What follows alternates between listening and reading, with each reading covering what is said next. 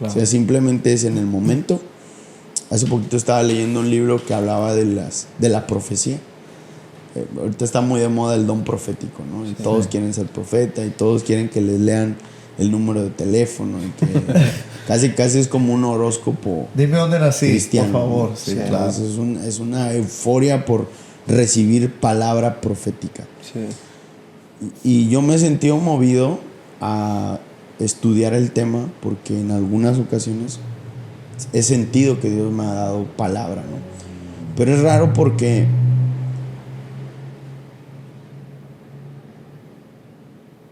a veces no es palabra, ¿cómo decirlo? Algunas ocasiones que me ha pasado no es como palabra de bendición, o al menos el tipo de bendición que estamos esperando. Pues todos queremos que nos profeticen una casa, un carro, un gran ministerio, vas a ser profeta, las naciones, todo ese tipo de cosas. Y si te lo profetizaron, qué bueno, y gloria a Dios, y dale, y trabaja para que esa palabra se cumpla. Pero también Dios da palabras de advertencia. Dios da palabras de reprensión. Y creo que inclusive estudiando el tema profético, uno de los aspectos importantes de la palabra profética es la confrontación. Porque los profetas del antiguo pacto eran las personas más confrontativas que tú te pudieras imaginar. Y en algún punto hasta más odiadas. O sea, si tú comparas a los profetas del antiguo pacto con los profetas de hoy, no tienen nada que ver. O sea, son cara y cruz. Porque los profetas de hoy son muy populares, la gente les quiere dar dinero, les quiere... Y donde están predicando porque el don dejan dinero. y está bien, no tengo nada en contra del dinero, que quede claro, ¿no? Sí, O sea, Dios los quiere yo bendecir dependo así. del ministerio tiempo completo. Claro. Sí. No tengo nada en contra de que siembren por una palabra. Cada persona hace según el sentir del Espíritu. Sí. Y a veces el sentir es ese, hazlo sin problema. Pero también me he dado cuenta que en la actualidad hay muchas personas que se han aprovechado de eso. Sí. Claro. Del don para obtener. Y eso creo que eso sí es muy peligroso, aunque tampoco me toca a mí juzgar eso, ¿no? Que incluso, ese no es el en la Biblia hay historias de profetas que ¿sí? aprovechaban Sí. la palabra de Dios y Dios mismo los corregía. Sí. Por ejemplo, la burra de Balaam, ¿no? Exacto. O sea, que iba Balaam, el profeta Balaam, Dios ya le había dicho que no, pero por su insistencia en lo que le habían ofrecido, etcétera, y quién sabe cuánta cosa más pasó por su cabeza, llegó el punto de que un ángel se le puso en el camino, él no lo podía ver, que yo pienso que es algo que a veces la ambición humana provoca, es la ceguera hacia el Espíritu de Dios y no te deja ver lo que en verdad el Señor quiere hablar a tu vida, y tuvo que usar al mismo burro para hablarle, ¿no? De que estás mal, ¿no? Y aún así el Señor como quiera lo llevó, sí. Pero cuando lo llevó lo hizo hablar, como dices, palabra de exhortación, no lo que ellos querían escuchar. Entonces eso es bien, o sea, sí. Es muy real, que obviamente no estamos en contra de que alguien, en efecto, Dios lo use para hablar a la gente, pero por eso Pablo mismo decía que todo lo que escuches ponlo a prueba, y creo que es un concepto que se ha perdido en la iglesia, ¿no? Que muchos hoy o no creen nada de lo que es profético o todo lo aceptan, pero nada lo ponen a prueba, y ahí es donde se vuelve peligroso, porque ahí es donde la gente se queda engañada, mal concepto de Dios, de lo que es una palabra profética, que es cierto que las palabras del Espíritu Santo siempre traen edificación, pero hay manera de edificar a través de la exhortación. Cuando el Espíritu te exhorta, también te edifica. Entonces, en efecto, toda palabra del Espíritu es de edificación, pero no podemos ignorar el hecho de que el Espíritu también te exhorta, como tú lo dices. Sí, iba al punto del tema profético porque estudiando la forma en la que Dios trae esas convicciones en momentos de persecución. Leyendo un libro descubrí, y también estudiando, que hay un nivel de profecía que se le llama profecía bajo persecución. Y este libro enumeraba 7 niveles proféticos. Uno de los niveles más básicos es el nivel de persona a persona. Sí. Que ese es el que más conocemos y es el más popular, ¿no? Practicado. Más practicado. Pero según el teólogo que estaba leyendo, que es un impresionante hombre de Dios, discípulo de Martin Lloyd-Jones y a su vez de Charles Spurgeon, impresionante hombre de Dios. Él decía que los niveles de profecía iban aumentando. El nivel más básico es ese, y a veces es el que más conocemos y el más popular y el que a todos más como que wow, es que, wow, me reveló mi vida, wow. Sí. Pero ese es el más básico. Sí. Y dice, de ahí va subiendo. Wow. Otro nivel de profecía es cuando Dios te da una palabra profética para una iglesia. Cuando tú estás predicando y el 80% de la gente que está escuchando esa predicación dice, eso que este hombre está diciendo es mi vida. Ese está un nivel más arriba. O sea, es una palabra profética para toda una iglesia. Sí. Luego hay un nivel más arriba, que es cuando Dios te da una palabra profética para tu ciudad. Wow. Cuando Dios te revela cosas de tu ciudad. Por ejemplo, desastres naturales, que viene un terremoto, que viene esto, que imagínate tener la palabra profética para tu ciudad, bro. Luego estaría muy increíble. Hay una más arriba, sí, que es que Dios te revele cosas para tu país. Ahí tienes a gente que en su tiempo ha sido que ha estado codo con presidentes, pastores, gente muy, muy de Dios, con una reputación intachable, sí, que los presidentes los llaman y les dicen, ¿qué te dice Dios? Imagínate tener ese nivel de palabra para que un jefe de Estado te llame y te diga, ¿qué te dijo Dios? Wow. Y en base a lo que te diga Dios, yo voy a hacer. Wow. Hay un nivel más elevado. Fíjate, o sea, vamos subiendo, ¿no? Y es el nivel profético bajo persecución. Cuando Dios te da una palabra tan poderosa en un momento de persecución.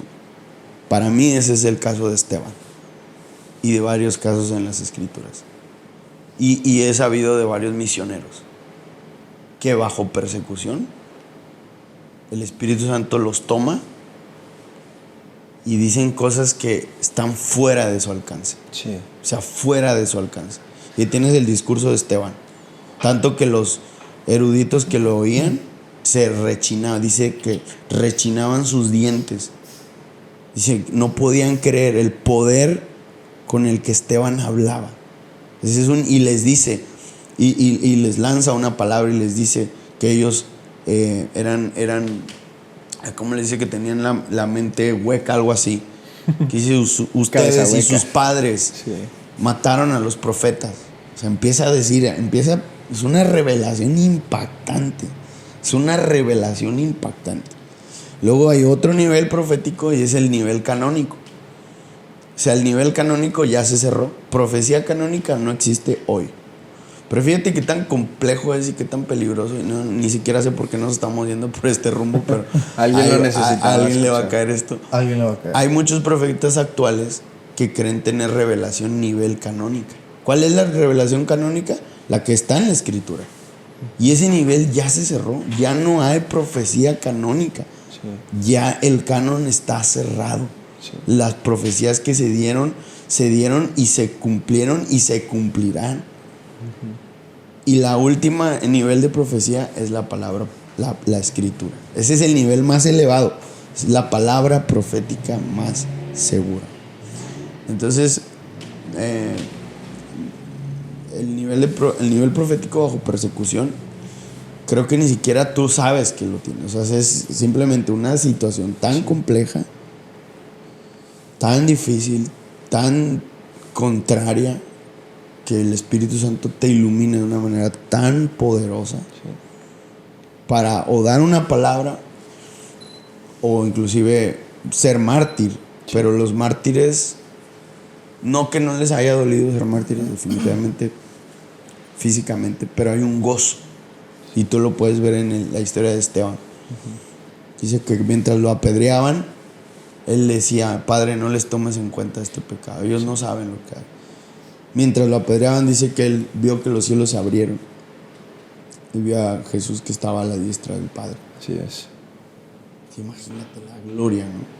Entonces creo yo que, no sé, o sea, todas estas cosas como que nos sacuden, ¿no?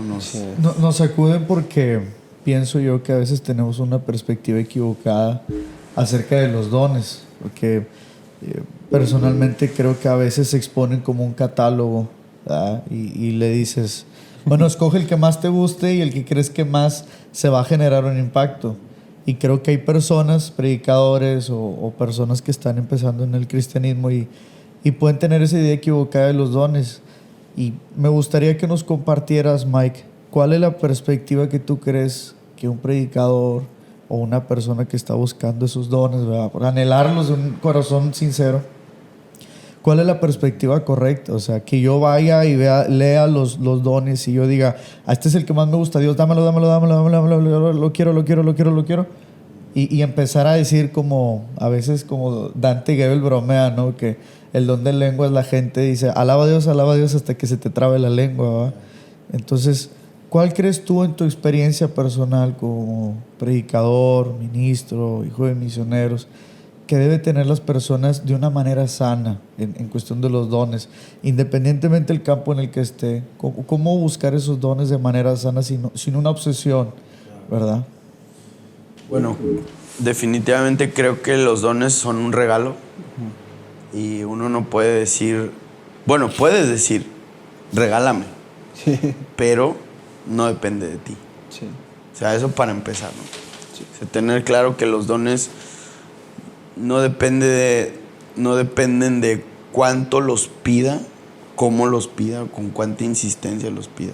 Que eso influye, sí. Pero al final son por gracia. Así es. Regalos de Dios. Definitivamente son por gracia. Ahora, creo también que Dios tiene un patrón para delegar o dar dones, ¿no? No diría que hay una ruta fija que siempre se cumple. Aquí les va la clave. Pero sí tiene, yo creo que Dios tiene varios patrones para dar dones. Y aunque no puedo esquematizar la ruta, lo que puedo decir es que Dios te va a dar un don que no haga que te pierdas. O al menos va a cuidarte mucho. Sí. Y por eso muchas veces pedimos dones y no los tenemos. Sí.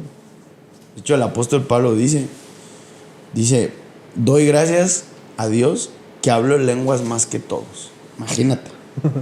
¿Cuántas horas al día hablaba Pablo lenguas? No me las imagino, pero mucho. Pablo hablaba mucho en lenguas. De hecho, es el apóstol que más habla del tema de las lenguas. Si tú haces un estudio de hablar en lenguas, a veces creemos que nada más hay que repetir esto y no, es nuevas lenguas. Es una fuente. Sí, a veces hasta son otros idiomas. Es que es una variedad. Sí. Nada más por ahí. ¿Y por qué empiezo por las lenguas? Porque las lenguas es la evidencia inicial. No la única, es como la puerta que abre. Por eso buscamos mucho el bautismo del Espíritu Santo con la evidencia del don de lenguas. Pues es como la puerta que abre. Es como cuando vas a entrar a un jardín, pero para entrar al jardín necesitas abrir la puerta. Sí. Es como cuando vas a un concierto y para entrar necesitas tener el brazalete, la entrada. Las lenguas son el don que abre todo lo demás. Sí. Necesitas hablar en lenguas. Y no solamente por un check en tu vida espiritual, en tu pentecostalismo. Eso tenemos ya que dejarlo atrás. Sí, yo te pregunto, o sea, ¿tú qué piensas sobre el hecho de que hay personas que dicen no porque no abren lenguas no significa que no tenga el Espíritu Santo? Sí, son errores, o sea, no entendemos bien. El don de lenguas, el hablar en lenguas, no quiere decir que no tienes al Espíritu Santo. Son eventos distintos. Sí. Cuando tú recibes a Jesús, viene el Espíritu Santo. ¿Por qué? Porque no puedes recibirlos en paquete. Perdón, por separado. Sí, claro. Sí, de que se vende aparte. No, si es como, ya te recibí Cristo, déjate, recibo Espíritu Santo. No. Sí. Y eso es un poquito falta de doctrina fundamental o histórica. Sí, que en la misma Biblia así lo muestra. La escritura es clara y tú lo puedes ver plasmado así. Entonces, tú recibes a Cristo, recibes al Padre, al Hijo y al Espíritu. Sí. Estás lleno del Espíritu. Sí. Pero el bautismo del Espíritu Santo es un evento aparte. Sí. Y tú lo puedes ver el día del Pentecostés. Los discípulos ya habían creído. Y todos hablaban. Ya habían recibido. En distintas lenguas. Ya es más, ya se había dado el bautismo de Juan, el bautismo en aguas para arrepentimiento de pecado. Sí. Pero es un evento aislado. Es un evento aislado. El bautismo del Espíritu Santo es un evento aislado. Sí. Entonces, no quiere decir que cuando pedimos, llénate del Espíritu Santo al punto de que Él te bautice, no estamos diciendo, no, tú no lo tienes. No, lo tienes, claro que lo tienes. Pero es una promesa, la promesa. Y es una profecía. Hace poquito hablaba de esto y le decía, ¿cómo llamar la atención del Espíritu Santo? Al menos yo veo 3 aspectos principales. Número 1, camina bajo la profecía. Y la profecía fue dada en Joel capítulo 2, versículo a partir del 20. Y en los postreros tiempos derramaré de mi espíritu sobre toda carne. Amén. Y luego habla de la nueva generación, dice, y vuestros hijos tendrán sueños y verán visiones, y los ancianos hablarán en nuevas lenguas. O sea, es una visión para la nueva generación. Amén. Entonces, número 1, créelo, cree en la promesa del Espíritu Santo, derramado a toda carne. Número 2, permanece, persevera. Es que yo ya pedí 1 año, pues pide 2. Es que yo ya vi que todos el Señor los bautizó menos a mí. Persevera, permanece.